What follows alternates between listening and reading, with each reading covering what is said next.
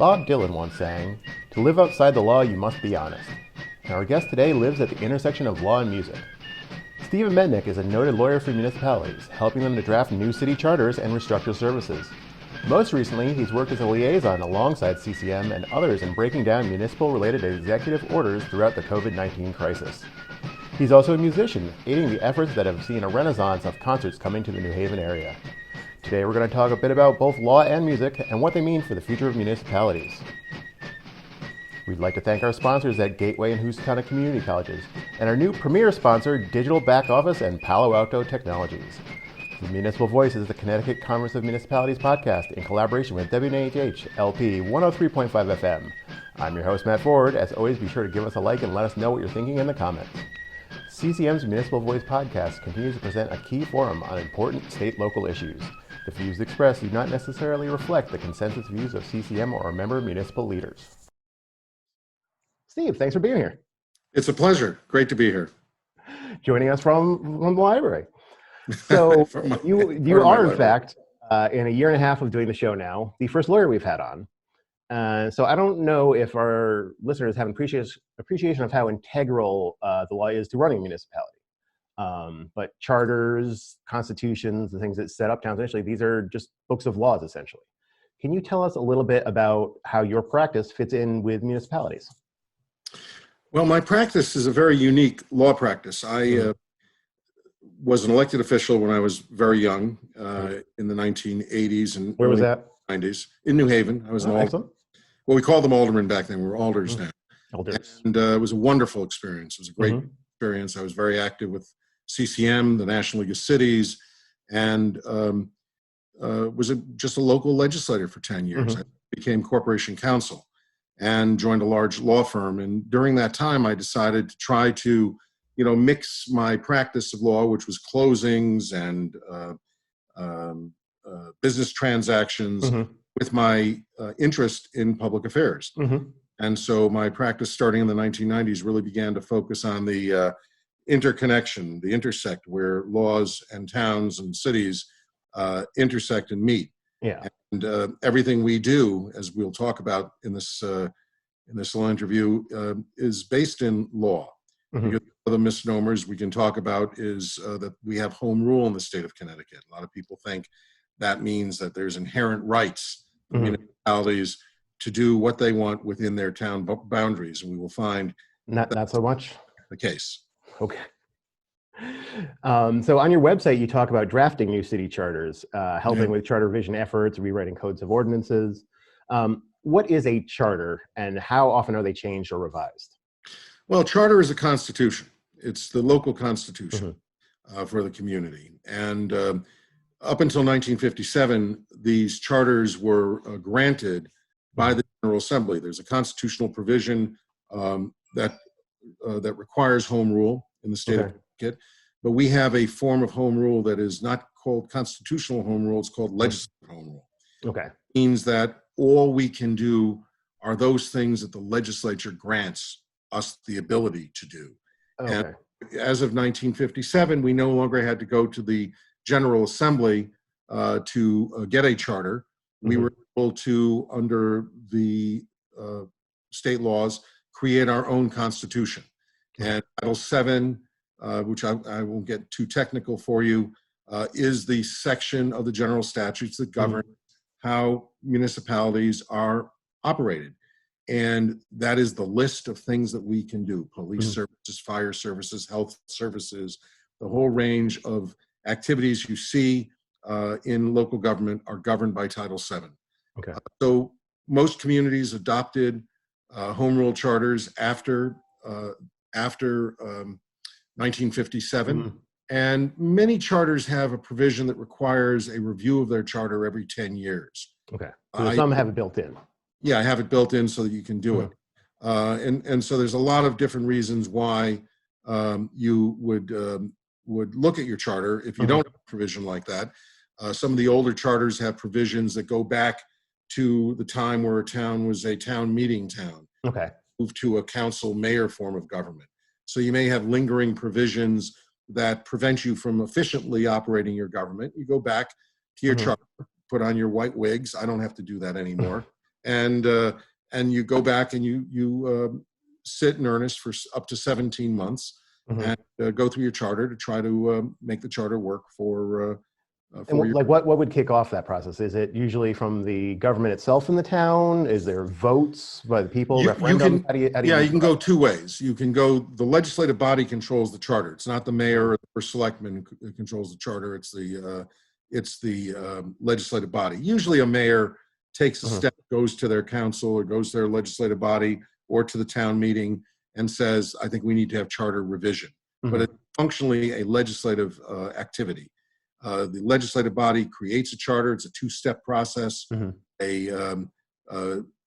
pass a resolution creating a charter revision process, and then they go to 30 days later, they have to appoint their commission, and then the commission is given a time frame within which to act. They have up to 17 months, and sometimes you do it in 3 or 4 months, Mhm. depending on what you want to do. Now, are there any towns in Connecticut that don't have a charter, or does every Yeah, there town are have a some. charter? I knew you were going to ask that question. I don't Yeah. know the exact number.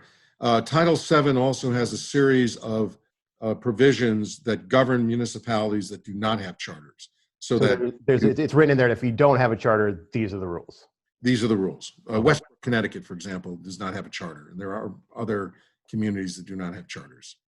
And is that just from kind of historical reasons, Historically, they or haven't done it, and they just operate the way they okay, do. I don't the way represent they always have, sort of thing, but people aren't getting rid of charters or anything? there. Yeah, people. In my town, my experience, there's no town that has gotten rid of a charter. Okay, it's just they never had one in some towns. Some towns have never had them. Okay. I consulted with Westbrook a while ago. There was a movement to create a charter. It was a Mhm. citizen-based movement, and it didn't go very far. And so Westbrook still operates without a charter. But New Haven has a charter, correct?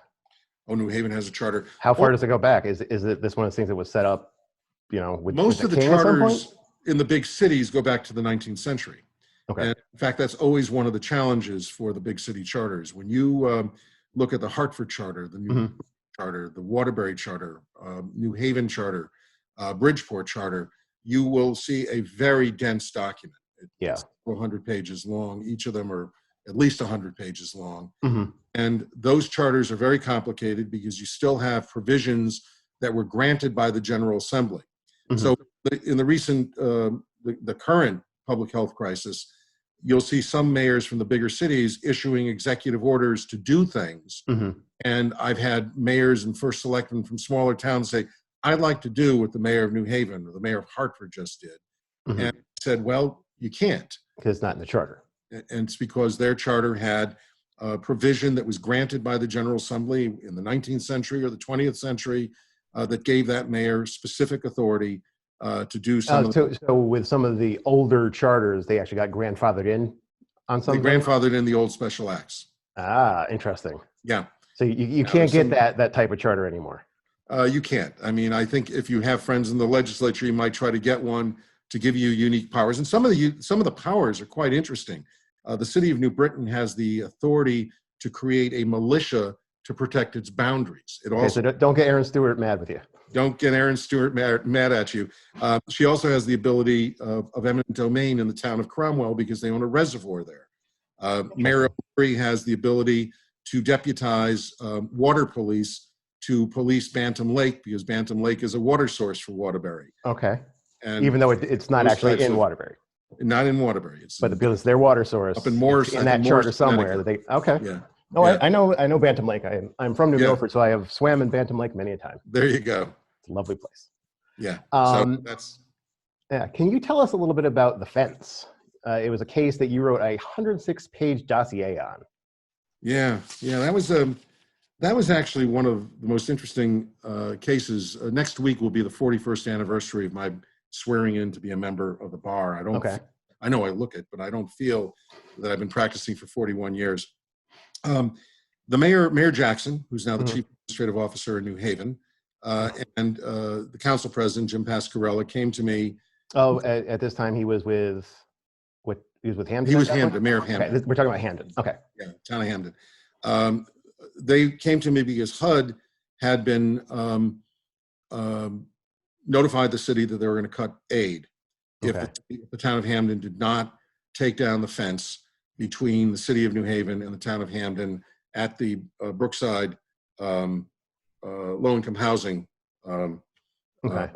So there's a parts Haven. of New Haven and Hamden being border towns that They were border someone had towns put a fence right along the border. right along the border. Okay. And so they asked me to take a look at it. Mayor Jackson's admonition to me was, we are looking awfully bad. We also have some real potential significant consequences. And we need to go in there and do a thorough analysis to determine who is responsible, who owns the fence, what is the basis for the fence. And I ended up going on this several-month odyssey at the New Haven Historical Society. So there was a mystery as to the origin of the fence? The origin of the fence. There was It was just there and no one could explain how it had gotten. No. It wasn't as if this was a immaculate conception or anything like that. Aliens didn't do it. People knew that the fence was put up at the construction site.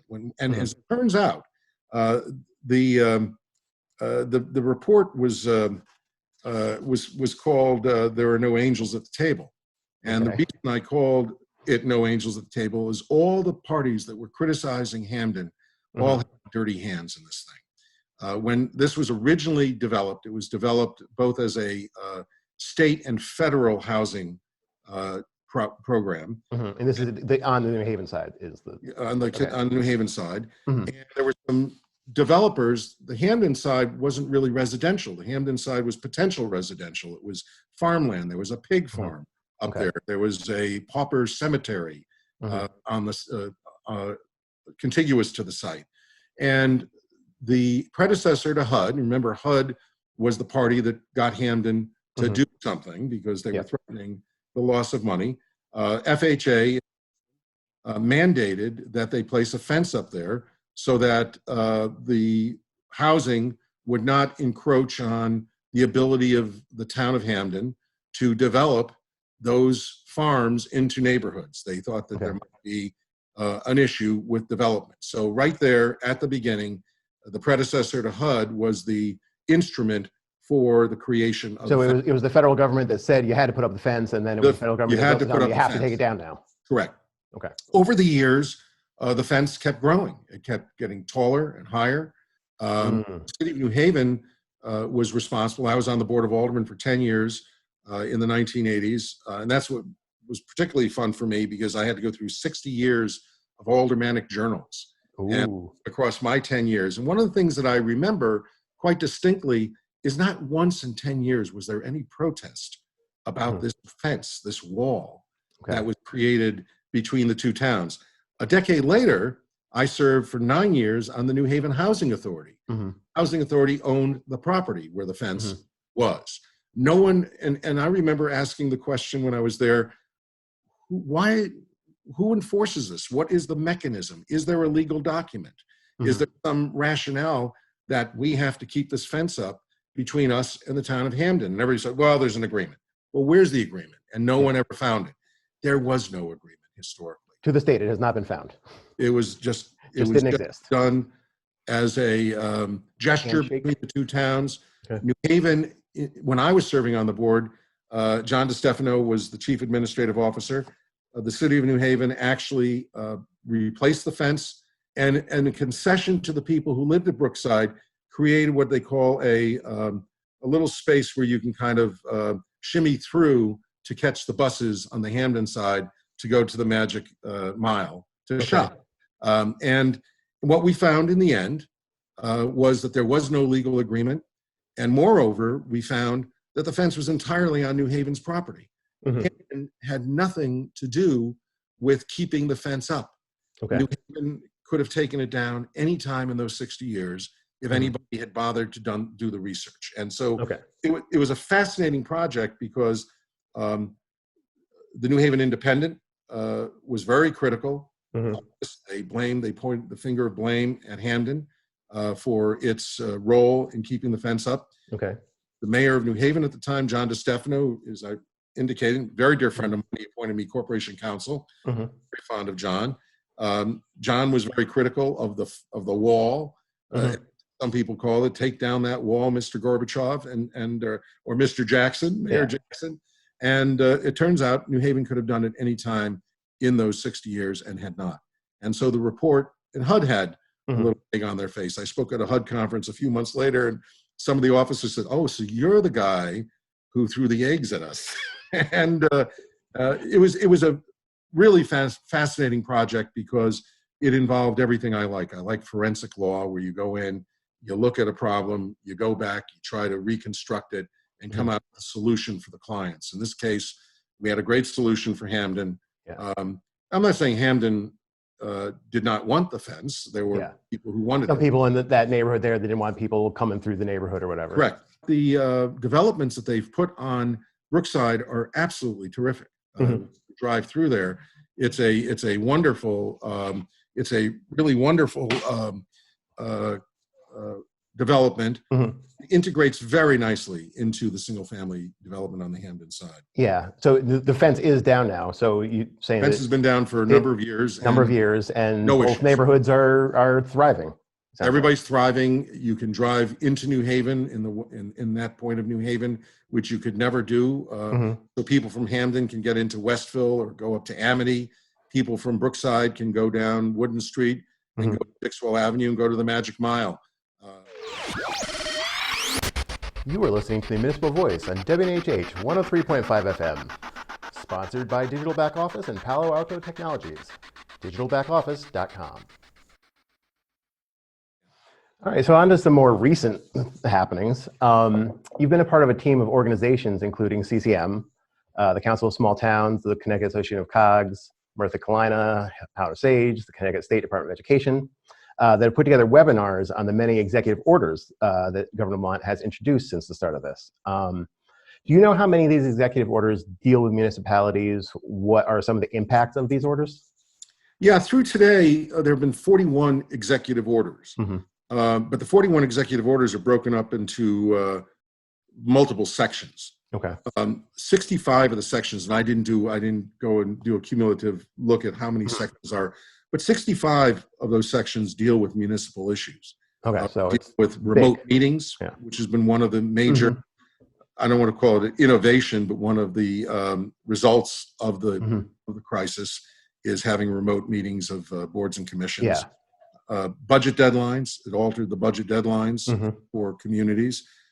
It's addressed how you adopt ordinances in towns like town meeting communities where you can't have an in-person meeting. It's created rules on how you can do bonds, issuance of bonds, special appropriations. You say that these affect towns and they're affecting all these different aspects. Would you say on the whole, are they helping those towns? Like the budget thing, it got changed the deadline by pushing it back to give them more time, correct? Gave them a little more time. So are a lot of these things put in there to try to help towns deal with it? Oh, I think it was trying to create a regimen so the towns could conduct their business during the crisis. Without it, you would have been subjecting both elected officials and the public to being in a room with other people, and it would have increased our numbers of sick people in the state of Connecticut. So I think they were designed initially to provide a framework to be able to operate government during the crisis. So you were involved with the process of creating these orders. Did you talk with municipalities, CCM, and the governor to kind of come up with this, get everyone's input? Well, I didn't talk to the governor directly. That would be for Joe DeLong and Betsy Guerra, who are the leaders of CCM and Cost. Would talk to the governor. They put together a working group on some of the municipal issues. They had working groups on a lot of different issues. There was a planning and zoning, and while that affects municipalities, and we saw it a little bit, our group was not deeply involved in that one. But on most of the governance issues, we were involved. The three organizations, Sam is the chair of the Connecticut Association of Councils of Government. He was on the show recently. Yeah, and Sam's a wonderful guy. I've represented him for years at the COGS. And so they brought the councils of government in, which I was very pleased to be at the table. I've done work with CCM and the COGS over the years. And so they brought us in as really a sounding board. The three lawyers that are working on it are all deeply experienced in working with municipalities. Some of them have more experience in the small towns. I have more experience in the larger cities, although I've dealt with small towns throughout my career. And we'd be a sounding board to help draft, to review drafts of materials, to provide feedback. I would go back to COG meetings. I go to one COG meeting every week, and I let them know what we were working on. If we had immediate needs, we'd send emails out to find out, is this a problem? Can this, would this be helpful to you? Would this be harmful to you? Yeah. And we were able to provide feedback during Now, that. did you come across some proposed things that you said, wait a minute, there's this issue that you might not have considered that would impact towns? Was there anything where you said, this would not be good because of A or B? Well, we had some issues where there was considerable debate within the group about whether or not something would work or wouldn't work. One of the issues that we did when we eliminated in-person meetings and referenda, how do you adopt regional school board budgets? The way regional school board budgets are traditionally approved is by referendum. So you have 3 towns in a regional school district, and the regional school board would present their budget, and the budget would rise or fall at a referendum. And so when they eliminated town meetings and referenda, one of the issues they had to deal with in the town meeting towns was boards of selectmen or boards of finance would become the approving body. So you had accountable elected officials. It's the budget authority. In most towns, that's a board of finance, would approve the budget. In the case of regional school districts, they gave the power to the regional board of education. There were a number of towns that raised some concern about that, and we were able to persuade the state to throw in at least a consultation standard. So the regional school board would have to consult with the board of selectmen. Perhaps mitigate some of those problems. Yeah, because ultimately, it's not the regional school board, it's not a taxing entity. Ultimately, it's the local towns that have to absorb their share of the school board budget and then include that in their mill rate when they tax local people. There was considerable discussion about trying to have a veto process where the local budget authority would be able to veto the activity of the school board, but we ultimately did not get that in. And I think it was largely because it's a one-year transaction. If this were to continue into another fiscal year, I think that issue might be revisited. Re-examined. Yeah. So kind of going to the other end of this, talking about how you come up with some of these rules and help at the inception. What about implementation?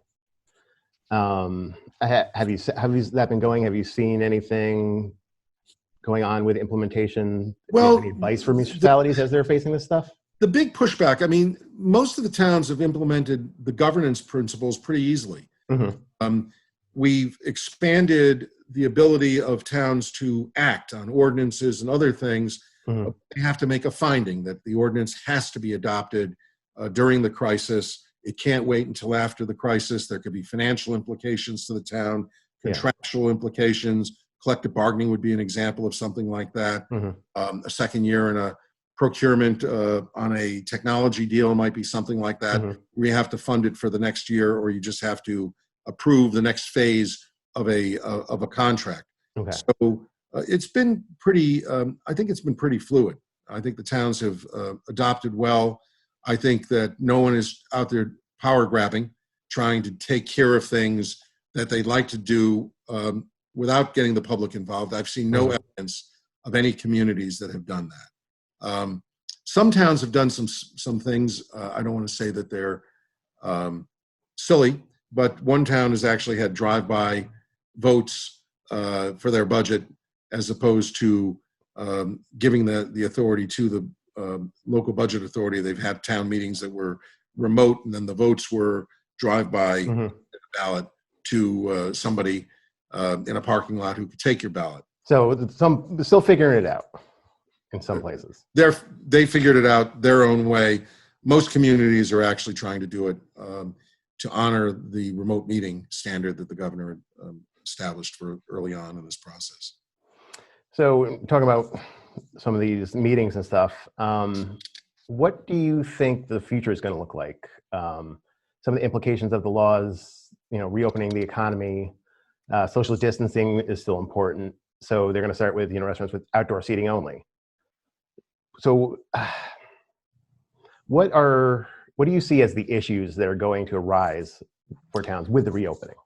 Well, in the immediate term, it's going to be an enforcement issue. Mm-hmm. In the immediate term, and there will be an executive order that is being promulgated right now that will address issues of local enforcement, health department enforcement.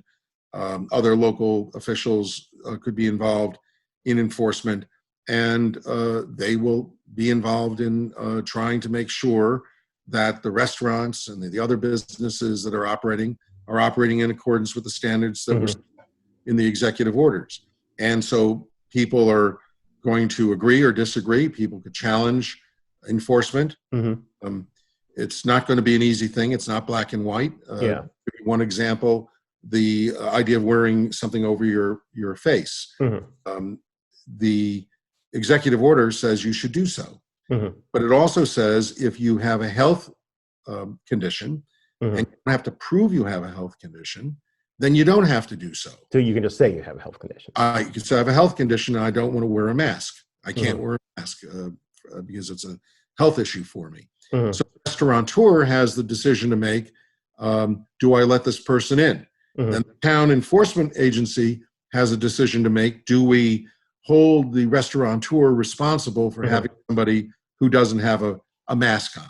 Now, the restaurateur as a business owner could say, you don't have a mask on, I don't want you in my business, right? They could try to say that, then the party can say, I have a right to be here. The governor's order does not prevent me from coming to a public place because I have a health issue. And so then the town has to get involved in that kind of fracas, and it could be a whole series of issues.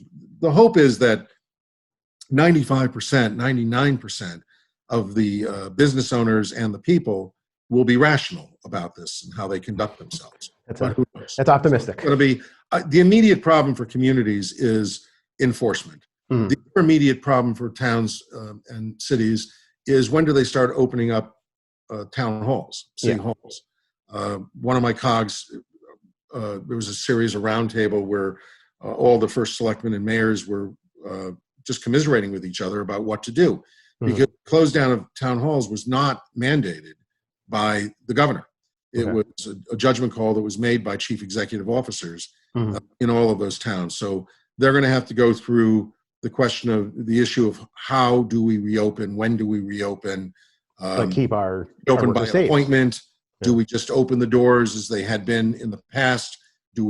How do we staff these things? They're going to have to make a lot of judgments. The third issue that I think they're going to have to face, and they're facing it right now, is the budget. What kind of budget do we adopt? What is the tax rate, the rate of tax collection is going to be by one? Gets complicated because there's also a deferral program that the governor. One of those things related to the pandemic is they said you have more time to pay your taxes. 90 days to pay your taxes. Well, you usually have good for them, but then the town has to figure that out. Well, the towns are doing TANs, they're doing they're doing bonds, short-term notes to get through those 90 days. So there's ways to do it, but we don't know what the implications are going to be of the high unemployment rates right now on our budgets going into 2020, 2021.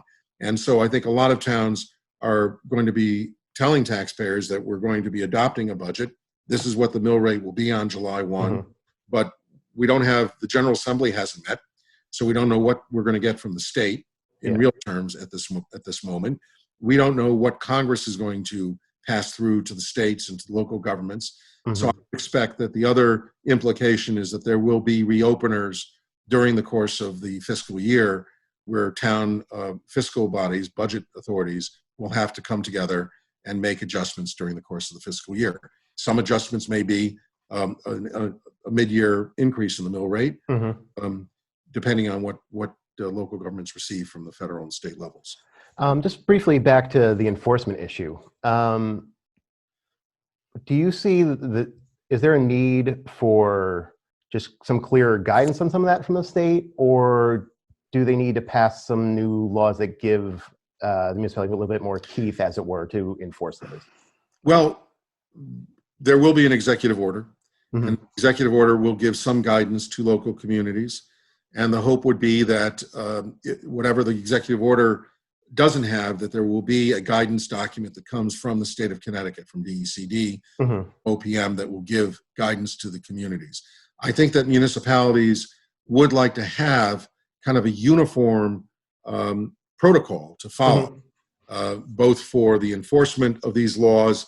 One of the other issues we haven't discussed is, what do we do this summer with parks, with beaches, with lakes, with other recreational facilities in towns, with schools that are not open, and facilities that are at the schools that the public may want to use. I think that municipalities would like to see some uniform guidance from the state. So, I mean, do you see this pandemic as sparking a kind of a wholesale reassessment of laws around the state and possibly the country? Well, there's a lot of literature out there. The Brookings Institution, the New York Times over the weekend had a terrific series on Sunday about the future of cities. I think that we really do need to take a look at a number of different areas of concern in our cities. One of them is, how do communities work together? One of the most interesting meetings I attended this in the last few months was one of my COGs was meeting, and one of the small towns in the COG had 3 members of their police force all out at the same time.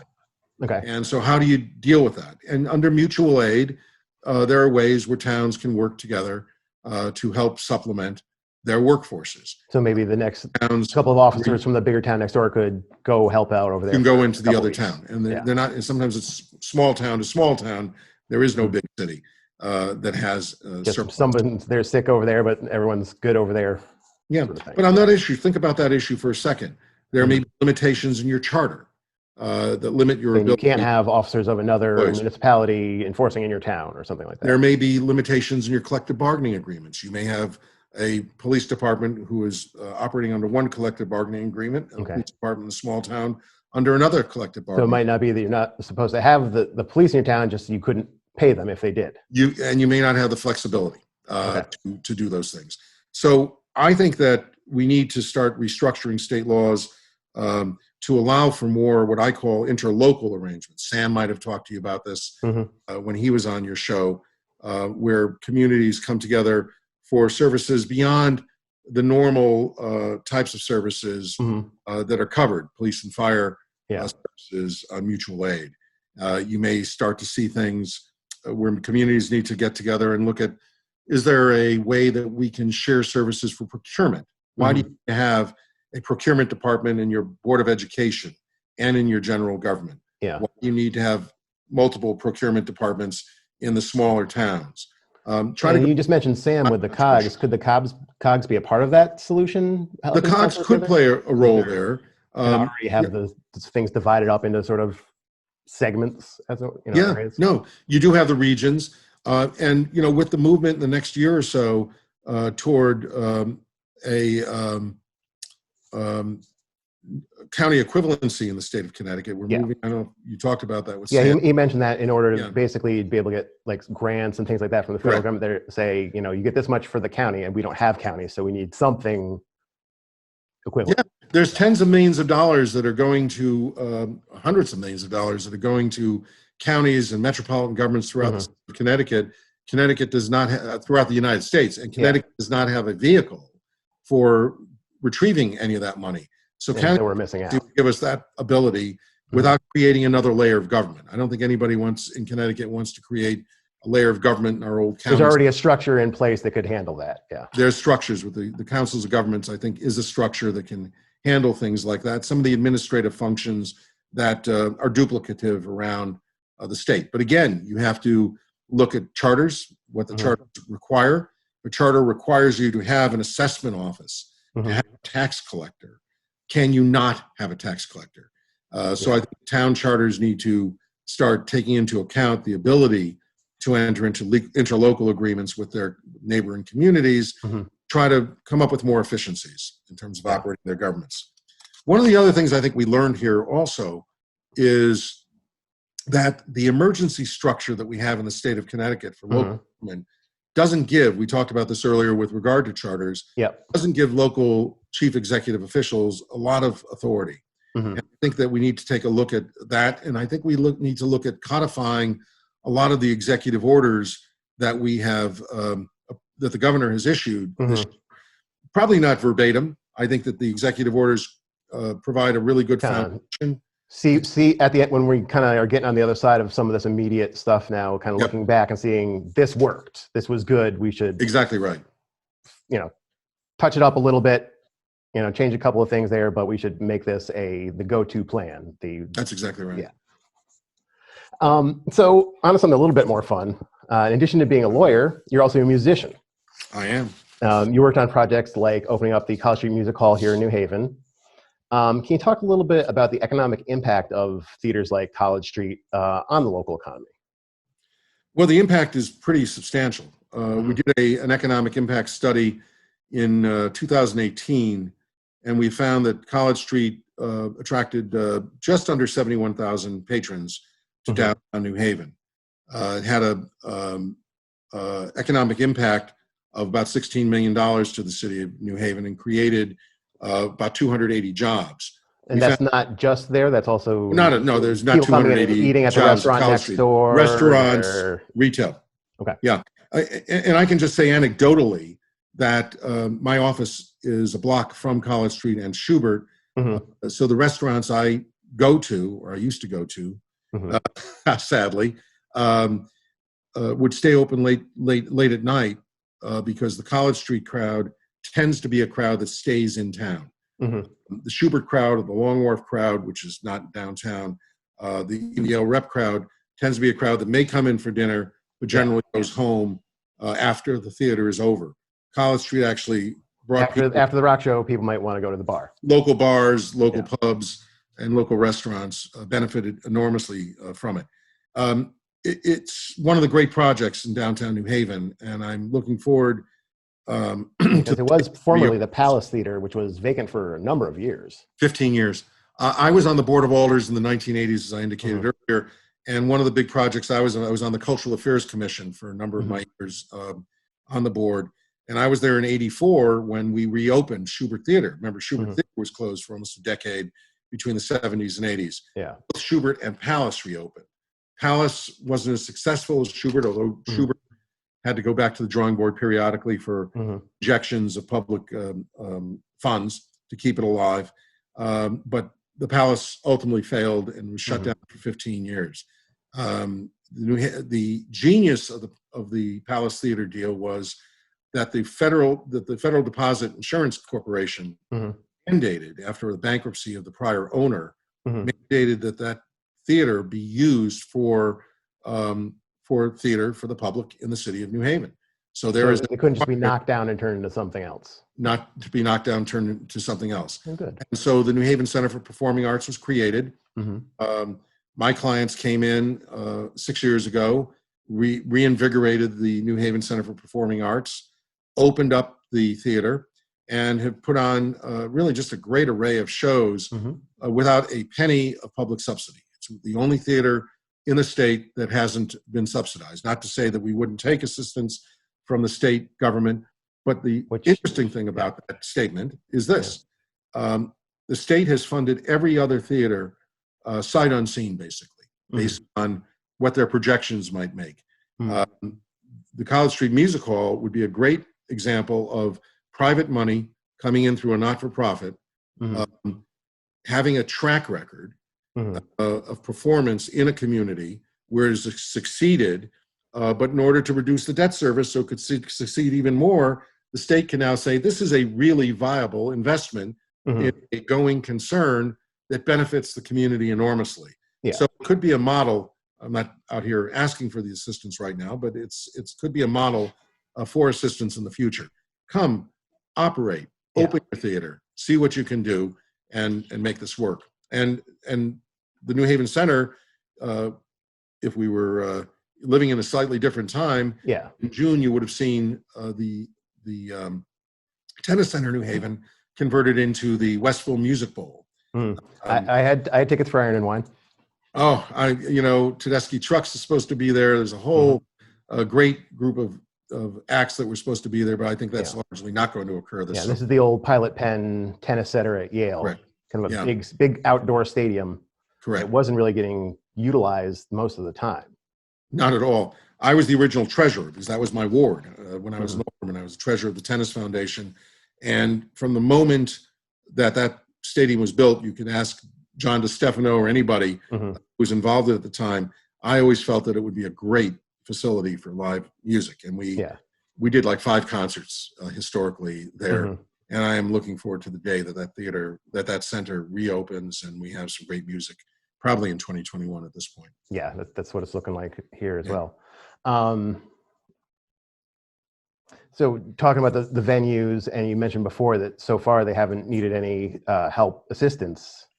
It seems like a lot of places involved in entertainment, dining stuff are going to be needing help in the near future. What do you think the outcome is going to be? Are the venues going to survive? Should the governments be looking into helping them get back on their feet because of, as you said, that how they do contribute in the long run? Well, I think that the government's going to have to take a look. The federal and state government's going to have to take a look at a lot of business sectors in the United States. And I think the entertainment sector, the restaurant sector is going to be ravaged tremendously. I think the entertainment sector is going to be on very thin ice. And I think you need to look at each case as it comes. And I think that College Street is going to be facing challenges. When you're in the business of getting crowds of people together and you're not allowed to have crowds, what do you do? And I don't see in the foreseeable future that you're going to be able to do distance social spacing in a rock and roll venue. It just doesn't work that way. Like it's in the cards or it's part of what you can do. Acts have fixed costs. They have buses, they have trucks, they have equipment. And so you can't say to an act that comes to a 2,000 seat venue that played at 1,000. It works at 750, but we can't pay you for 2,000. We can only pay you for 750 people. And those people are not going to be allowed to dance on the floor. They're going to have to be seated 6 feet away from each other at their marked positions that have been measured out. Yeah, correct. It's going to be very difficult to envision my band playing at a local pub for the foreseeable future. I think that's really going to be until we can lick this thing. I don't think we're going to restore that, but I think that governments are going to have to pay some attention to that sector of the economy, because that sector is enormously helpful to places like New Haven. It's what distinguishes New Haven from other cities and towns throughout the United States, and Hartford with Infinity. Waterbury has theaters, has a theater. Torrington has a community theater. New London, Norwalk, Stamford all have theaters. Bridgeport they have a competitive outdoor facility that was supposed to be this year. I think government's going to have to take a look at that sector, because it drives business in the restaurant community and in the hospitality community. And those are communities that have been severely impacted. Well, there's a lot to wrap up in all this. Any final thoughts for our viewers? I have no final thoughts. This has been a lot of fun. It's been great. I hope that I haven't ruined it for other lawyers, that you may invite some other lawyers. We might get some other ones. Talk about wills and trusts and estates and closing. So, it's kind of a different conversation with a lawyer. There's only so many rock and roll lawyers we can get on the show. Yeah, there's a few out there. I got another one in my band, so Oh, maybe we'll have to talk to him later. There you go. Thanks to our guest, Steven Mednick. Thanks to our sponsors at Gateway Community College and Housatonic Community College. Learn more at gatewayct.edu and housatonic.edu. And a special thanks to our new premier sponsor, Digital Back Office and Palo Alto Technologies. Find them at digitalbackoffice.com. The Municipal Voice is a co-production by CCM and WNHH 103.5 FM. Kevin Maloney is our executive producer, Christopher Gilson is our producer, Harry Draws is on the boards, and I'm Matt Ford, your host. Be sure to check out our Facebook page and give us a like, and watch out for our CCM chat series on our YouTube page.